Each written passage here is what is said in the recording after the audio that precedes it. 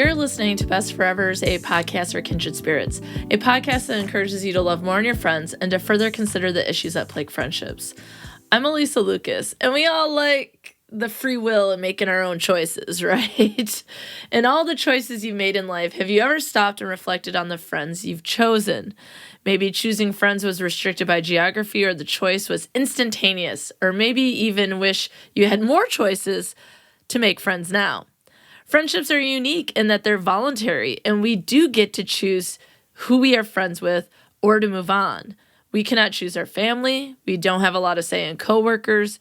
And although most folks choose romantic partners, those relationships are hard to end emotionally, legally, and more. So let's embrace the choice of friendship. Another plus in the win column for friends. Today, I'd like to explore how choices range from childhood to adulthood, and I'll talk about tips for making choices if you're looking for new friends now. So let's go ahead and get started. Proximity to others is a key factor in making friends, and that's even with social media, which is cited by Rensselaer Polytechnic Institute. They did a social media study, and I put the link in my show notes. But basically, this is a running theme in our conversation on choices because we're always going to be restricted by geography, and so our choices always take place within that space. And so even though we have online, we have apps, we have text, we have social media, it's still geography and proximity that makes a difference. So the friends that we are closest to, our strongest bonds, are geographically close. And then we can also have strong bonds through the internet, but proximity still plays that role. So let's keep that in mind in terms of proximity and geography as we talk about each of these phases of our life and our choices of friendship, because it's going to make a difference in each one. And again, we are restricted by location. So I live in Mount Pleasant, Michigan. I'm more likely to have closer bonds in Mount Pleasant, the surrounding area in Michigan, than I am with someone who lives in Nebraska. It's just simple proximity. So let's go ahead and dive into the different phases. And of course, we're going to start with childhood choices. And here's the thing. As children, we don't have a lot of free will. And so our choices are real limited, okay? How many of you are like, I remember going up to someone and be like, you're my friend. And that's a very likely story. So that is that's a choice that you've made. Maybe not with a lot of background or thinking or evidence, whatever the case. You just went up to someone, said, I want to be your friend. But typically, that's not how it works for childhood. We don't have choices like we do later on. I mean, I remember having neighbor friends, school friends, church friends, swim and ballet friends, brownies, and Girl Scout friends, but it was all largely based around my parents' activities and the ones they placed us kids in. So I was placed into ballet, right? But specifically, I remember playing with kids that lived within like an 8 to 10 house radius around us, and that we were required to be home by the time the street light came on. This is definitely summertime for sure. That street light came on at like 4:49 p.m. in the winter. So this is definitely summertime I'm thinking of.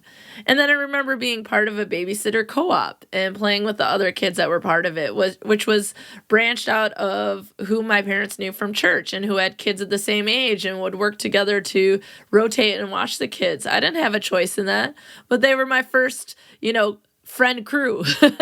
They were our first friend crew. And, I'm not closely connected with many of them now, which is unfortunately what happens with childhood friends, right? We have people that we might be friends with forever, and other ones maybe even though we were placed in it, we might not choose to be friends with them later because we've all grown and changed and our interests are different, things of that nature. Now, here's the thing that's interesting, considering what occurs now. When I was a kid, we didn't quite have the play dates. That's new, that terminology, we had the babysitters co-op, but it wasn't like, hey, why don't you have little Johnny and Jamie come together and we'll have a little play date? That is more of something that's occurred in the last, 20 years? So we don't quite have that now. It was still a choice by parents and restricted by the proximity of my parents' friends or parents of other kids at school, daycare, or even t-ball, for example. So childhood choices, although we sometimes just go up to people and be like, let's be friends, which I adore. Okay, that's lovely. But generally, we don't have a lot of choice because I didn't choose to play softball. My parents chose to put me on the softball team, but I did make friends with those girls 2 summers that I played. Well, I didn't. Let me amend that. I didn't exactly play softball. They did. I did a whole lot of standing at the plate until the pitcher could no longer pitch a strike, and I just walked. And then I sat on the bench and cheered for them. I hid in outfield hoping that no other girl on the opposite team my age could hit the ball out there. There was a lot of praying happening. Not a lot of playing, but a lot of praying. And so that takes us into tweenhood and teen choices. So I am going to keep middle school and high school together because I think the next stage of life and the college age individuals is so different. But making friends continues to be monitored by parents, and school and activities are certainly the ways that we provide opportunities to meet people the same age. But this is a hard time, friends. This is not for the faint of heart, let me tell you. This is a time of friendship choice difficulty. Everyone is trying to fit in. Everyone is weird and awkward and blah. There's cliques, in-groups, out-groups, and ever-changing loyalties. And that's because they're growing, they're developing, they're figuring things out. This is about the time in middle school when they start to have a lot more friends and maybe even start thinking about dating. They start retreating away from the family a little bit more. Maybe there's a little bit more influence from friends. And so these are, these could be some bad choices, right? We could make bad choices. And that's why maybe parents are still really closely involved. So truly, though, parenting is critical in this age group. It's helping young people make friends. So really thinking about what they need to do to be able to have a friend. Like, what are some of the skills they need? How can we help them meet people? How can we help them do those things? So that is a first sort of critical point of parents being involved, or at least guiding them through the process. The second reason parenting is critical and we definitely want parents up in there is because they can help their children navigate the difficult landscape of relationships. It's confusing. No one knows what to do. People are mean. They might not intentionally be mean, but they're mean, right? They're not inclusive. They don't invite people places. One day you're invited to a party, the next day you're uninvited.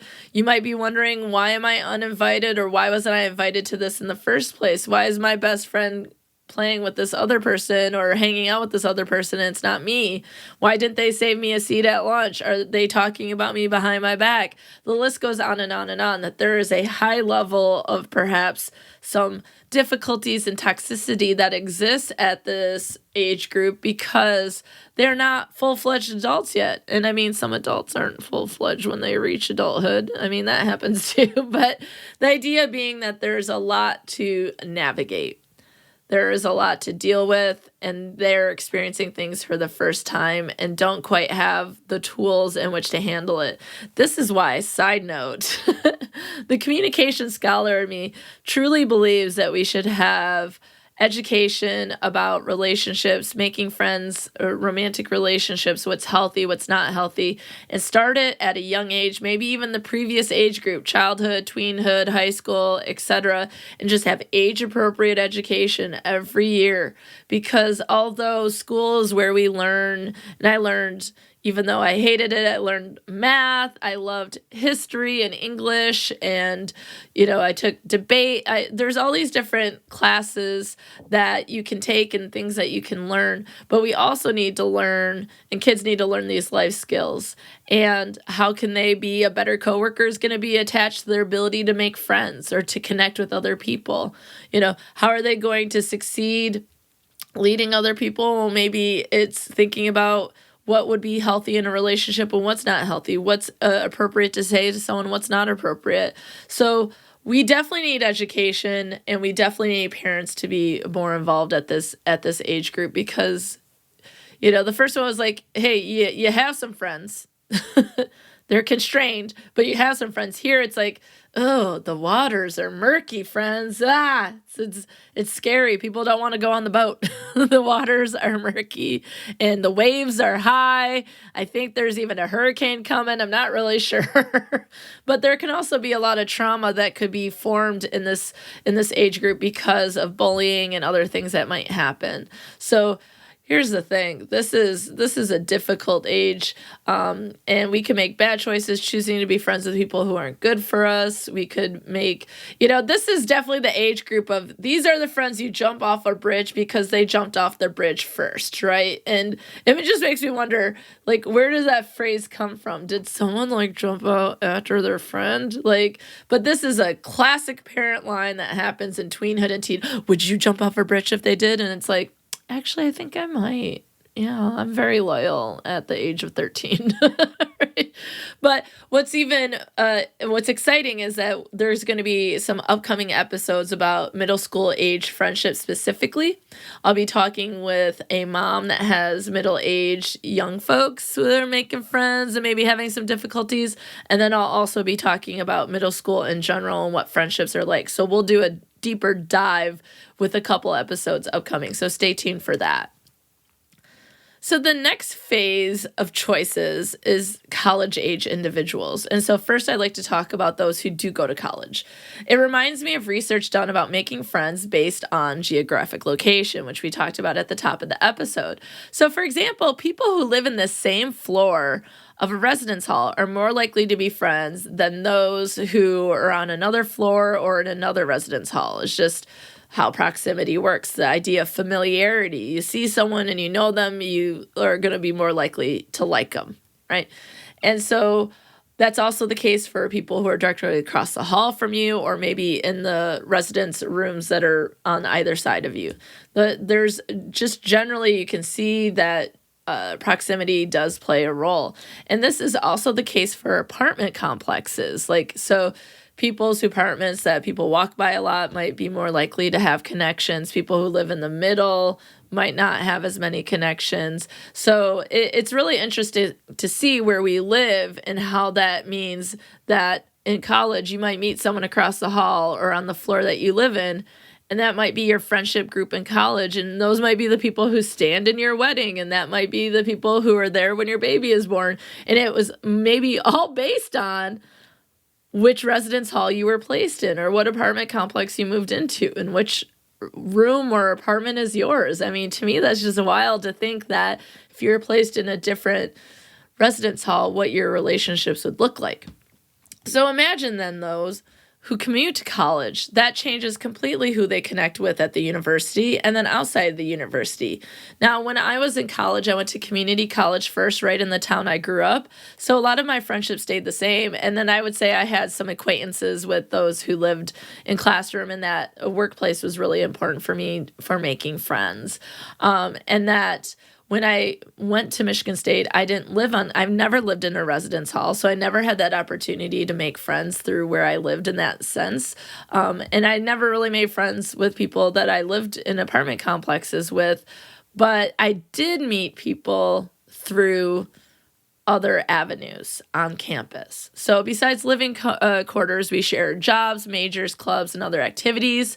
And so I made friends with people who were communication majors, and I joined the Undergraduate Communication Association, which I now advise at CMU, right? That was really important to me, making friends when I started at the university and didn't live on campus. And then I also met a lot of people at work and other activities that I did. But what makes college time different is that you might not be placed into the groups by parents, right? Like you are going, okay, I would like to be in this sports league, or I would like to do this thing. We get to choose. Students choose to get involved, to try an activity, to go to a party, to do those things. So in college, you have to make an active choice to get involved so that you can then meet people. Otherwise, you might be more likely to stay friends with people who you live near, going back to the research on residence halls. You might remain friends with people back home or from work, right? So not getting involved on campus is a huge way a significant way in which to make friends, but you have to choose to be involved. And it's whether or not it's your jam. I get it. So students I've had talk about finding their people, and maybe for some, this is the first time they feel like they have friends that really, truly get them and are interested in the same things as them and have similar lives as they do. So coming to college, really finding out who you are, finding out who they are, right? And sort of creating that crew, creating their people, right? Who their family is, right? Because friends are chosen family, right? So one choice that becomes apparent is whether to choose to continue being friends with those from high school and hometown, right? Or do you transition into new relationships, or do you try to maintain old relationships and start new ones? And this is, I think, a form of stress for folks. I think this is a place where there can be conflict. It can be really hard to maintain all of the friendships that you've had since you were a child, and then transitioning into new relationships, and you might still be developing, you're still changing, still figuring yourself out. So that is a choice that happens is, am I going to continue with these relationships or not? And then, as I mentioned, workplace is absolutely critical to making friends for college students, but even more so for those college age individuals who do not go to college. College is the time and the location where people can make the most friends and have the most options for dating partners in their lifetime. Right? The choices are high in college. So not going to college takes out those opportunities, which you find opportunities elsewhere, maybe where you live, if you join other activities in the town, with family, with the workplace. That is really critical for those who do not go to college. But this is the time where people have the most opportunity to have friends and to have romantic partners. So imagine being in a global pandemic when all you do is you choose, you're hitting the button. Yes, yes, yes, yes. I would like friends. I would like friends. Yes, yes, yes, yes, yes. But classes are online. You have to stay in your residence hall. There aren't a lot of activities. They canceled a lot of them, or they're not taking place because of COVID, right? And so that is something new with the global pandemic that maybe this age group quite hasn't seen yet, is that decrease in choices of being able to make friends and to choose to get involved. And that has been really, as an outsider to that age group, but also being connected to a university, that has been devastating to observe, because it makes people feel like they're missing out. And they are, but there could be other ways to make friends. And so we'll talk about that a little bit more. Oh, adults. Hi. How's it going? So adulthood, this is where we choose friends, but folks don't choose us. Oh, tears coming from both eyes down the cheeks. My point is, making friends as an adult is hard as hell. And then again, you add in a global pandemic and it's like, sheesh, why? We just want to make connections. We just want to be friends. We just want to have something other than staying home and working and everything that's happening in the world around us, wanting something else. And we're so busy, and thus choosing to spend time with our friends is complicated by work, family, as I mentioned, COVID, the choices that people make surrounding that, and more. But we do need to choose the time to be with our friends. So we have the friends. We choose them, but we don't have time for them. But we have to choose the time with them so that we can maintain our friendships. Because if not, then they might fall to the wayside, right? Because if we choose not to maintain, then the relationship might just disappear. It might phase out, if you will. And so not only do we need to choose the time, we need to block it out on our calendar. Maybe you give it a secret name, like it's a monthly meeting, but it's you and your friends, or you and a friend. And if you schedule, what's exciting about it is you have something to look forward to. We can look forward to seeing our friends. And that is something I think that we've been missing in the last couple of years with the pandemic, is there isn't a lot to look forward to.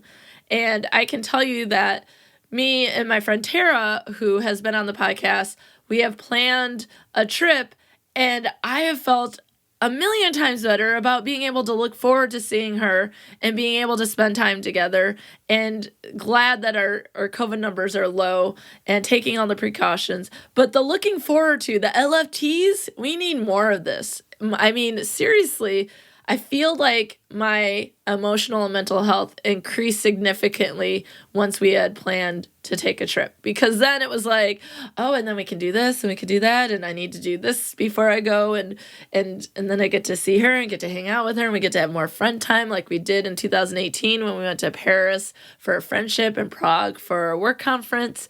We need the LFTs. What are you looking forward to? Maybe you have some things on the calendar. Maybe you do need something. Schedule a time with a friend. Choose that time, even if it's 10-minute phone call. You chose your friend. You chose the time, and that's what we need to do. As adults, we can just say, there's a meme that goes around every once in a while that's like, adulthood is just telling your friends, like, maybe next month until forever, and then you die. And we don't want that. We want more time with friends. We want those LFTs, the look forward tos. We need to choose that time. So, but some of you might be like, remember that it's hard as hell? And I'm like, yeah. And I was thinking about it. How have I made friends in the last 5 to 10 years? So I took a sewing class with my friend Bia when she had a sewing studio. My coworkers certainly have been friends. I joined a Facebook group for True Crime Podcast and me and my bestie went together, and then we made 4 new besties. So there's a group of 6 of us. And so that came from joining a Facebook group. And then, of course, through podcasting, being able to connect with people online and in real life at conferences and other visits has been tremendous amount of connection that I never imagined having. And that's been one of the joys of doing a podcast, which is super extra fun for a friendship podcast, that you get to make friends with other podcasters. Right? And then I love Twitter. That's my favorite social media site. And I've connected with a lot of people who we communicate through posting and retweeting each other, liking and commenting, and they have dogs or they're also professors and things like that. So those are some of the ways that I made friends. And so it's like joining that Facebook group, going to that class, reaching out to a coworker, reaching out to podcasters, responding to people at Twitter. So it's like, as adults, we know that if we go to the dog park, join a sport league, or do classes at the local library, that we can meet people with similar interests. And this is a great way to make friends. But I think there's some concerns, though, too. Are there activities where I live that I can go do that sound interesting, right? More recently, I've been interested in trying archery. And so I'm like, oh, that would be really putting myself out there into an area that I'm not familiar with. And can I do it? And is there something locally I can do so I can learn how to do it and maybe make friends along the way? B, or second, I don't remember if I numbered or lettered them. So the first one is, are there activities? The second one is that will there be other people going to these events too that might be similar to me or similar in age or similar in whatever goals, right? Because that goes to the third one.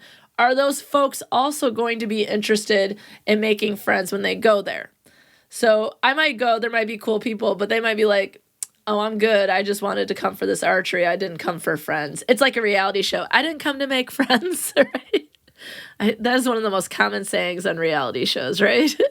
So we've all heard of unrequited love, right? That is when we love someone and they don't love us back, which can range from crushes to heartache and heartbreak. So something very light and fun to something just absolutely devastating to one's life and to their emotions. And I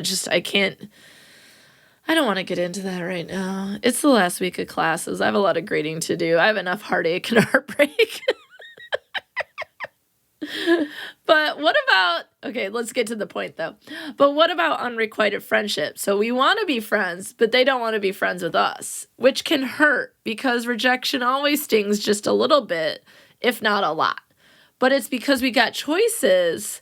And they may choose activity, but they might not choose to making new friends, that maybe there's a little bit of unrequited friendship out there, but maybe we won't feel as bad about it, knowing that some people might choose just to do the activity because that is something they want to do.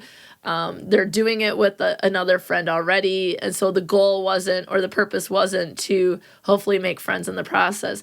Hopefully that can lighten a little bit of the stress or a little bit of the sting of the rejection, because it's not us, it might be what they choose. And we all have choices. Again, we have free will, and we wish they'd make the choices that were in line with our choices, but we can't force that.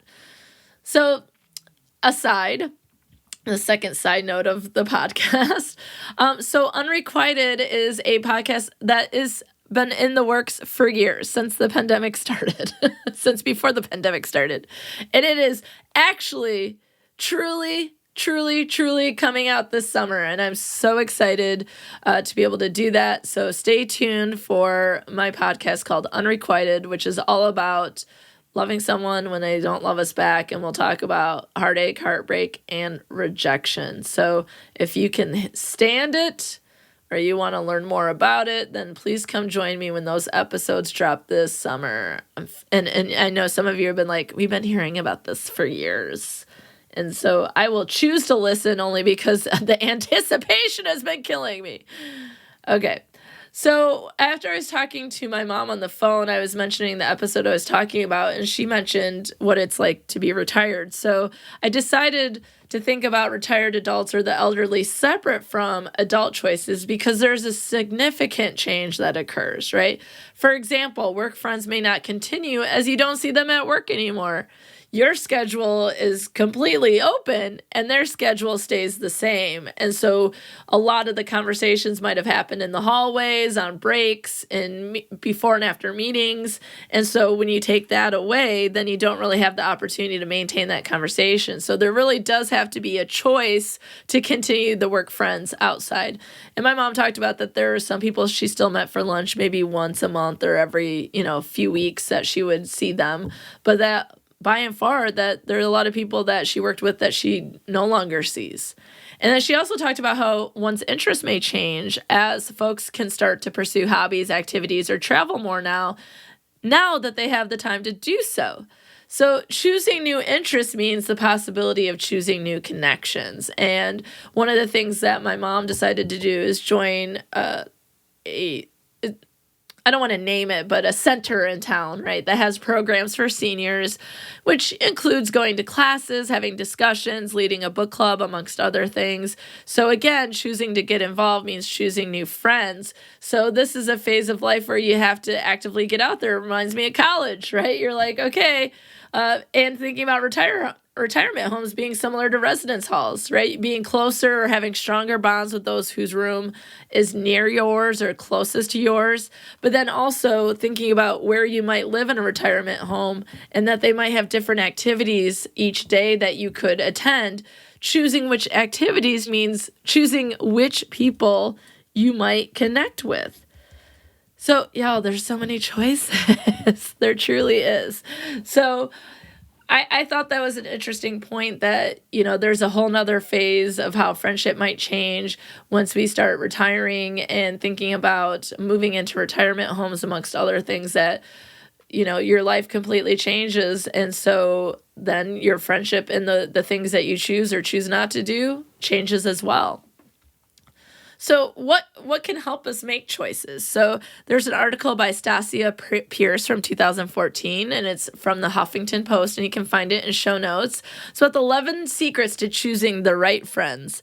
Now, okay, some of us would just like to be able to choose friends, right? We'll work on the right friends later, right? So let's say we have done that. Then here are some of the secrets they have to choosing the right friends, right? They talk about choosing friends with similar values or similar common goals. And with common goals, they call these purpose partners. So in the article, they talk about you can help each other if you're both, like, for example, let's say common goals is to podcast. So having a podcast friend that's a purpose partner can help me work through some issues I might be having with an episode, or we can just encourage each other when it gets hard, or listen to each other's episodes and give feedback. And then the similar values is really thinking about that at the core, what they say, quote, keep core friendships with like-minded people, end quote. So that there is something that is to be said about having similar values. And they talk about in the article about keeping each other accountable for those values. So a couple of other ones, and you can see the whole list on there. And this is one of the first things that I would say. This is one of the first things I talk about with friends. Like, how do people become friends? It's because they share same interests. And that's where you got to get out there. That's the book club. That's the sewing class. That's the archery class, right? That's the sports league. That's taking your dog to the dog park. Can I tell you, when I got Finn and I walked him for the first time, how many neighbors I met who I had never paid attention to before. And I apologize, neighbors. I don't think you're listening. But the idea is that with a dog, you make lots of friends. First off, you just meet neighbors who are outside. Second, you meet the neighbors who have dogs. And then Finn gets to meet the other dogs. And so Finn's making friends too, right? So taking Finn to a dog park, for example, if I go at the same time, and we find that there is someone similar in age, maybe they're also a professor at CMU, and we both have our dogs and they get along, and maybe we continue to do that, right? So same interests are going to get us in places where we can meet people who also have that same interest. Kind of like joining that Facebook group for the true crime podcast, My Favorite Murder. You can also, and this one I highly agree with, choosing the right friends. It is someone who celebrates your success. So it's not being in competition. It's not being put down. It's saying, like, we all have our own goals or things that we're doing, and we want to see everyone do well. So we will celebrate every success you have, because I know you're going to celebrate every success I have. And that when the successes aren't there, they might be there as, again, purpose partners, providing support. And I definitely think these are the people to choose for sure, right? So in the Pierce article, they talk about a lot of different secrets. It's not so much a secret, I think, other than just it makes sense. But they go into some other ones that if you want to learn a little bit more about that, you can find the article and show notes. But I think there are some things to choosing the right partner. But my best advice is to choose to be out there. You have to be out there. So I have to get past any anxiety or uncertainty I have to go to my first archery class. Although I haven't found one yet, so don't ask me about it yet. I will let you know when I've found it and I have equipment and all that kind of good stuff. But I'm like, I really want to do it. But it's about getting out there versus staying home, which I love, and turning on another TV show, which I love. And that is also, of course, if you feel comfortable about going to activities and events at this stage of the pandemic. So it's getting out there and getting out into the interests that you're into so that you can find friends that are similar. That is truly the best secret from the Pierce article. That is exactly what I would tell people. It's about finding people that you can do things with or talk about a hobby together. And so if you're like, I'm not ready to get out there because of COVID, then you got to get in there. And so think about it. Although our stronger bonds are with people who are geographically close to us, there is a widespread online community. You can find a class there. You can find a group. It could be a Facebook group. It could be a support group. And you got to get in there. Get in the group. Maybe it's work related, or you're taking a class to hopefully get promoted in the workplace. People who have those common goals and have those common interests, you're going to find. So if you don't want to get out there, then get in there. And you start observing and interacting, and choosing to get out and to get in means you're more likely to find yourself in a situation where you can choose to be friends with someone, and hopefully they will choose you back. But we got to be prepared for that rejection. Friendships are all about choice, but first we have to choose that we want to make friends. Commit to being open, to trying new things, going to new places, joining an online group, and to making friends as a whole. But we can choose to be friends with someone. We can also choose to no longer be friends with that person as well. But here's the thing. Just because we have choices doesn't mean it's easy. It's not. I mean, we know making friends is hard, but choices aren't easy. Choosing a friend, maybe we make a wrong choice and we regret it, right? Or we think about choices aren't just a cognitive activity. It's not just the decision-making process. We emotionally invest in other people, and we or we want to invest in other people. And rejection can happen when trying to make or maintain relationships with others. And we got to be ready for that to happen. We have to anticipate that. Just overall, we could be better as a society in rejecting people in a kinder way and also being able to cope with the rejection. It would help us in the workplace. It would help us with friends, romantic partners, etc. P.S. Stay tuned for Unrequited podcasts. But maybe through the whole process, perhaps thinking about the voluntary nature of friendships might provide some comfort. It might provide some comfort because we know that maybe someone doesn't want to hang with us because they're just not choosing to make friends right now. Or they're not choosing to be friends with you, and that's okay. It might still sting, but there are a lot of options. There are a lot of choices to be made. And knowing that we have this voluntary narrative about friendship, knowing that those who choose us and those we choose, it makes it even more special. And it goes back to the quote that friends are our chosen family. There are people that we choose in our life to be a part of our life, to stand up at the altar if we choose to get married, to be there when babies happen if we choose to have babies, that are there when you get a promotion, when you start graduate school, or when not so good things happen, and they're there for support. So there is something to be said about the fact when you choose each other, that it's special. And much like romantic relationships, we're not kissing frogs, maybe we're just befriending them, but we have to get through some of those frogs before we find, well, ew, I don't like that analogy anymore. Until you find the prince. Until you find your friend. Okay, we need a better analogy than kissing the frog. Someone help me with that.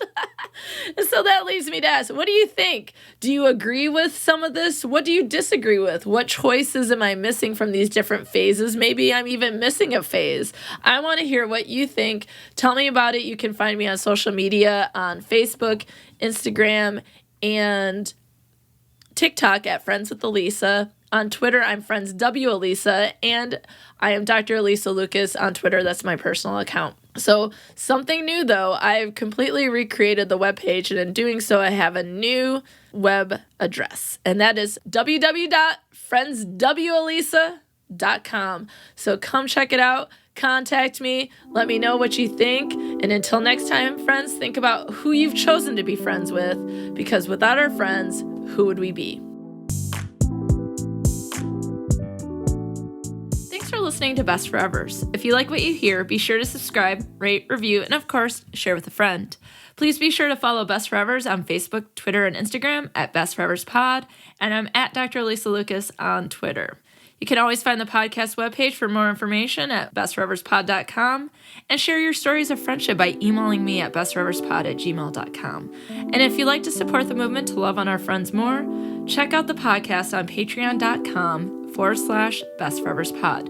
Now, friends, check out this recommended podcast that you must get in your ear holes immediately.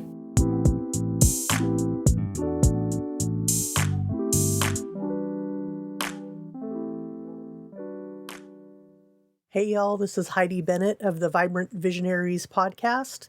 Come on over and hang out with us. I talk with tons of indie filmmakers, artists, musicians, comedians. We have casual conversations and talk about creative process and the inner workings of creating all sorts of cool indie stuff. Lots of horror films, all sorts of kind of weird, fringy stuff too, but it's very positive and super fun. You can find us at vibrantvisionaries.com. Come give us a whirl.